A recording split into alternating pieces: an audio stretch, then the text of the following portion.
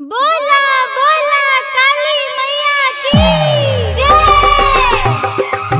निमिया पे झुलवा लगाई देबै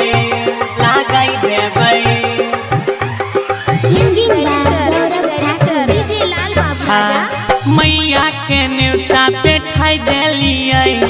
रेशम के डोरी मांगाई ले लियै मैया के न्योता पे ठाई देलियै रेशम के डोरी मांगाई ले लियै निमिया पे झुलवा लगाई देबै सात बहिन के झुलाई देबै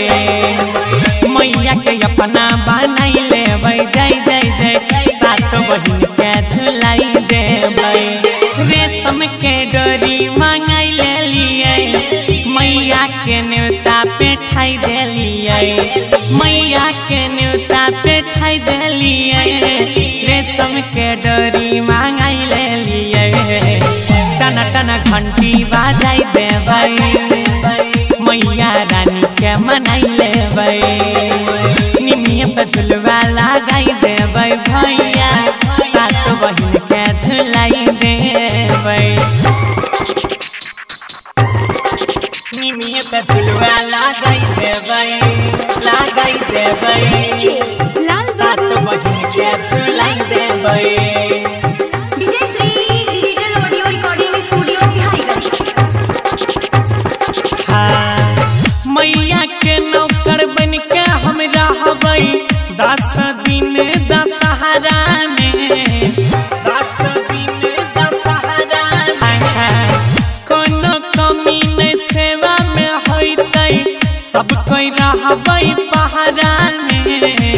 निमिया गाछी तड़कल सा हम भरबै अम्बे भवानी के पूजा खूब करबै अरहुल के माला बनैने छियै गोबर से अंगना निपवैने छियै निमिये पे झुलवा लगाई देबै सात बहिन के झुलाई देबै मैया के मन में बसाई लेबै सात बहिन के झुलाई देबै निमिये पे झुलवा लगाई देबै सात बहिन के झुलाई देबै DJ Shri digital audio recording studio मालिन से हम फूल मंगाबै साजाई देबै माई के आसन साजाई देबै माई के आसन जय माँ सात बहिन के भोजन करबै भले मांगे पड़तै राशन झुलुआ झुलैत करतै सबके रक्षा अजय करै छै विनती हो सच्चा मल्लिक राकेश से लिखैने छियै मैया के गाना बनैने छियै गौरव ठाकुर से गवाई